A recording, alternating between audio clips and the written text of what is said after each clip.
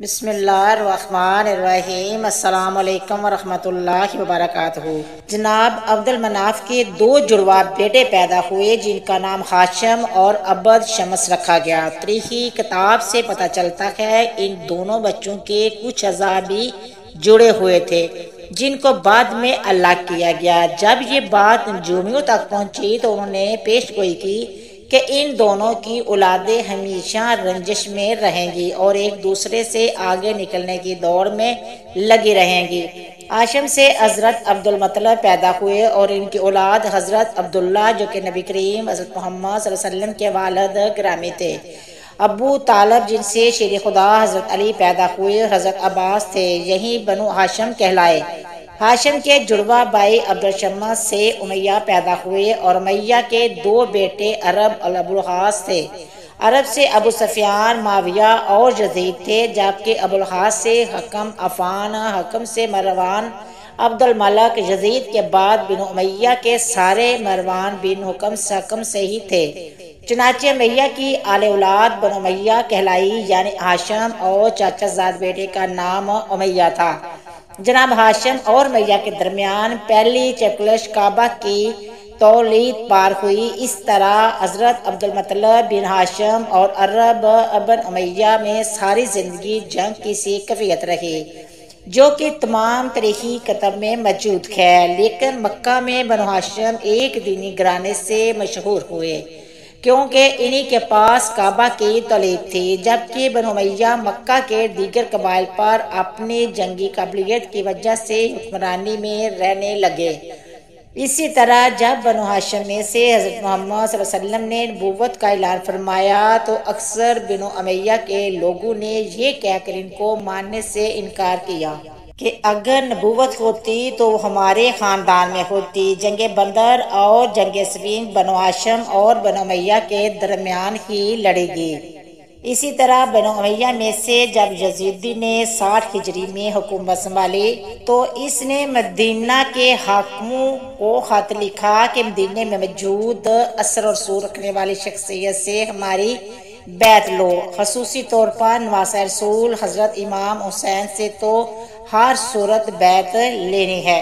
کچھ اصحاب رسول صلی اللہ علیہ وسلم حضرت امام حسین نے یزید کی بیعت سے انکار کر دیا۔ بیعت سے انکار کی وجہ یہ تھی کہ یزید کی حکومت اسلامی اصولوں کے مطابق نہ تھی، لیکن یزید دن رات اسی تگدود میں لگا رہا کہ کسی طرح نواسہ رسول صلی اللہ علیہ وسلم سے بیعت حاصل کر لے، کیونکہ ان کی بیعت نہ کرنے سے کبھی بھی ان کی حکومت سنبھل نہ پائے گی۔ جب مدینے میں حالات خراب ہونے لگے، شر اور فساد پھیلنے کا خطرہ بڑھا تو امام علی مقام نے مدینے سے ہجرت کا ارادہ کر لیا۔ 28 رجب کو نواسہ رسول صلی اللہ علیہ وسلم اپنے قافلے کے ساتھ مدینہ سے ہجرت کی اور یہ قافلہ 3 شعبان کو مکہ پہنچا۔ مکہ میں آپ کا خیر مقدم کیا گیا اور جوک در جوک آپ سے ملنے لوگ آتے گئے۔ 10 رمضان کو حضرت امام حسین کے پاس پہلا خط کوفہ سے آیا اور پھر بے شمار خط کوفے سے آنے لگے کہ آپ کوفہ آ جائیں، ہم آپ کی بیعت کریں گے اور یزید کی حکومت کو ہم نہیں مانتے۔ آپ نے اپنے چاچا زاد بھائی حضرت مسلم بن عقیل کو اپنا سفیر بنا کر کوفہ بھیجا کہ وہاں کے حالات کا جائزہ لیں۔ 6 شوال کو حضرت مسلم بن عقیل کے ہاتھوں پر تقریباً 18,000 کوفیوں نے بیعت کر لی۔ حضرت مسلم بن عقیل نے نواسہ رسول صلی اللہ علیہ وسلم کو خط لکھ دیا کہ حالات سازگار ہیں، آپ کوفہ تشریف لے آئیں۔ ادھر خط حضرت امام حسین کو ملا تو آپ نے کوفہ کی جانب ہجرت شروع کر دی۔ ادھر یزید نے کوفہ کے صحابی گورنر کو برطرف کر کے عبداللہ بن زیاد کو بصرہ کے ساتھ ساتھ کوفے کا گورنر بنا دیا۔ عبیداللہ ابن زیاد پہلے سے ہی اپنی صفاقی کی وجہ سے عراق میں مشہور تھا۔ ابن زیاد نے لوگوں کو ڈرایا، دھمکایا اور قید میں ڈالا اور آخرکار حضرت مسلم بن عقیل کو بے دردی سے شہید کر دیا گیا۔ دوسری طرف حضرت مسلم بن عقیل کا خط پڑھ کر حضرت امام حسین نے اپنے قافلے کے ساتھ کوفہ کی جانب ہجرت شروع کر دی۔ عبداللہ بن زیاد کو جب جگر گوشہ رسول صلی اللہ علیہ وسلم کی کوفہ کی جانب روانگی کا علم ہوا تو اس نے حسین بن تمیم کو 4000 کا لشکر دے کر قادسیہ کی جانب روانہ کیا کہ ان علاقوں کی سخت نگرانی کی جا سکے تاکہ ان علاقوں سے آمد و رفت کرنے والے افراد کی نقل و حرکت سے آگاہی حاصل کر سکے۔ حرباً یزید رہائی کا 1000 کا لشکر بھی حسین بن تمیم کے لشکر کا حصہ تھا جو قافلہ حسینی کا راستہ روکنے کے لیے بھجوایا گیا تھا۔ 61 ہجری 2 محرم کو حضرت امام حسین کے قافلے کو روک دیا گیا۔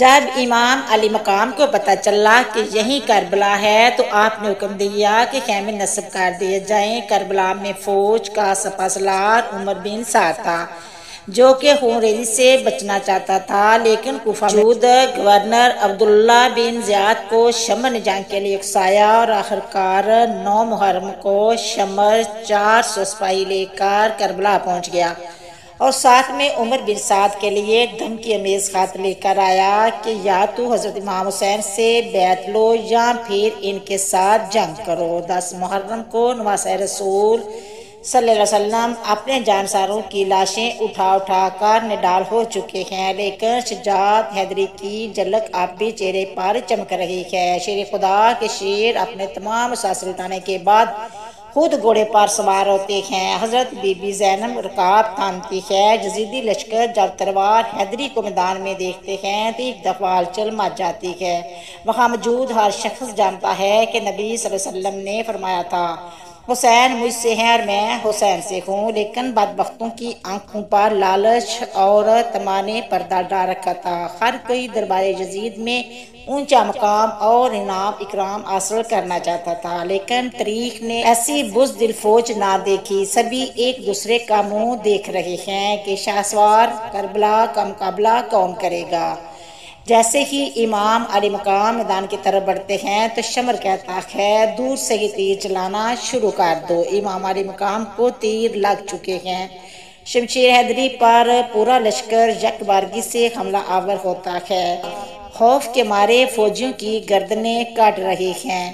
سینکڑوں یزیدی فوجی جہنم حاصل کرنے کے بعد نواسہ رسول ماس پڑھنے کی مہلت مانگتے ہیں۔ یہی وہ وقت تھا جب شمر کے جوش دلانے پر مالکندی نے پیچھے سے ایسا وار کیا، شمر ملعون کے کہنے پر سب نے تیروں کی برسات کر دی۔ ہولی بن یزید نواسہ رسول صلی اللہ علیہ وسلم کا سر کاٹنے کے لیے آگے بڑھا، لیکن ہاتھ کام گئے۔ پھر شکل قلب بدبخت اور ذلیل سنان بن انس آگے بڑھا اور انعام اکرام کی لالچ میں امام علی مقام کا سر تن سے جدا کیا۔ ملعون ابن زیاد کے حکم پر تمام سر نیزوں پر چڑھا دیے گئے اور جسم تک کو گھوڑوں کی ٹاپوں تلے بامال کیا گیا۔ سانحہ کربلا کے بعد عمر بن سعد نے اپنے لشکر میں سے قتل ہونے والوں کو 11 محرم کو دفن کیا۔ سید زادیوں اور صحابہ کے 72 جسد مبارک بے گورو کفن چھوڑ کر اہل بیت کو قیدی بنا کر کوفہ کی طرف دربار ابن زیاد کی طرف بڑھنے لگا۔ نواسہ رسول اہل بیت اور صحابہ کے سر مبارک نیزوں پر ہیں۔ اس دوران کربلا نواسہ رسول صلی اللہ علیہ وسلم کے سر مبارک کو ابن زیاد کے دربار میں پیش کیا گیا۔ عبداللہ بن زیاد نوفل زیاد نواسہ رسول صلی اللہ علیہ وسلم کے ہونٹوں پر چھڑی مارتا ہے۔ اہل بیت خون کے آنسو بہا رہے ہوتے ہیں۔ اس کے بعد عبداللہ بن زیاد نے کربلا کے قافلے کو شہداء کے سروں کے ساتھ شمر و طارق بن محفل کی قیادت میں یزید کے محل کی طرف شام روانہ کر دیا گیا۔ تاریخ گواہ ہے کہ شام میں جب قافلہ پہنچا تو وہاں جشن کا سماں تھا۔ زہر بن قیس نے نمائندگی کرتے ہوئے واقعہ کربلا کی ساری تفصیل یزید کو سنائی تو ایک سونے کے تشت میں حضرت امام حسین کے سر مبارک کو یزید کے سامنے پیش کیا گیا۔ یزید نے جب نواسہ رسول صلی اللہ علیہ وسلم کے سر مبارک کی توہین کی تو وہاں موجود حاضرین نے اعتراض کیا، جس میں قابل ذکر یحییٰ بن حکم اور صحابی رسول حضرت ابو برزخہ اسلمی تھے، جس کو یزید نے اپنے محل سے نکال دیا۔ اس کے بعد دخترِ سیدہ کائنات حضرت زینب نے ایک طریق ساز خطبہ یزید کے دربار میں دیا، جس سے وہاں موجود لوگوں کے دل لرز اٹھے۔ یزید جب پریشان ہوا تو اس نے قافلے کو آزاد کرتے ہوئے مدینہ بھیج دیا۔ مدینے کے لوگوں کو واقعہ کربلا کی خبر مل چکی تھی۔ جیسے ہی قافلہ مدینہ پہنچا تو وہاں قیامت برپا ہوگی۔ حضرت امام زین العابدین کی نظر روضہ رسول صلی اللہ علیہ وسلم پر پڑی تو آپ بس اتنا ہی کہہ سکے کہ یا رسول اللہ صلی اللہ علیہ وسلم اپنے نواسے کا سلام قبول فرمائے۔ بس اس کے بعد مدینے میں ایک نہ تھمنے والا آنسوں کا سیلاب آ گیا۔ امید کرتی ہوں کہ آپ کو میری یہ انفارمیشن ویڈیو پسند آئی ہوگی۔ اگر پسند آئی ہے تو شیئر کرنا، سبسکرائب کرنا، اچھے کمنٹ کرنا، دعا میں یاد رکھنا، اپنا بہت سارا خیال رکھنا۔ ہم انشاءاللہ ملیں گے نیکسٹ ویڈیو میں، تب تک اوکے، اللہ حافظ۔